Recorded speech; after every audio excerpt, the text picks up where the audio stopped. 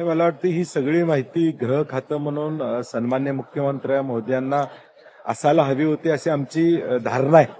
कारण की ज्यावेळी राज्यामध्ये एखादी घटना होती त्यावेळी किमान इन्व्हेस्टिगेशन ऑफिसर जे गृहमंत्र्यांना ब्रीफ करतात त्यातले पुरावे काय आहेत, हा विषय एवढा राज्यभर या ठिकाणी महत्वाचा होता. चार्जशीट ज्यावेळी फाईल झाली त्यावेळी कदाचित सुद्धा ही माहिती वरिष्ठांनी दिली होती का नाही मुख्यमंत्री महोदयांना याची आम्हाला कल्पना नाही.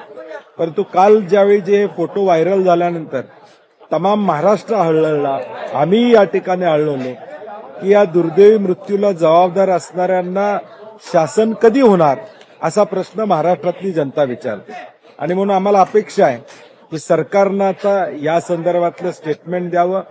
जी कारवाई महाराष्ट्रातली जनता धनंजय मुंडेंच्या बाबतीत अपेक्षित आहे ती होईल अशी आम्हाला आशा वाटते. नाही, ज्यावेळी उपमुख्यमंत्री अजितदादांनी मध्ये स्टेटमेंट केलं की मी सुद्धा राजीनामा दिला होता, त्यावेळी आम्हाला वाटलं होतं की स्वतः ते राजीनामा देतील, अधिवेशनाच्या आधी राजीनामा देतील. परंतु त्यांना कुणाचं पाठबळ होतं का राजीनामा देण्यासाठी असाही प्रश्न या ठिकाणी निर्माण होतोय. आणि म्हणून मला वाटतं हे सगळं सत्य, मग आता हे सत्य ज्यावेळी काल बाहेर आलं, सोशल मीडियावर हे फोटो व्हायरल ज्यावेळी झाले, तोपर्यंत गृह खात्याला याची कल्पना नव्हती का, याची तीव्रता नव्हती का, असे अनेक प्रश्न उपस्थित होत आहेत.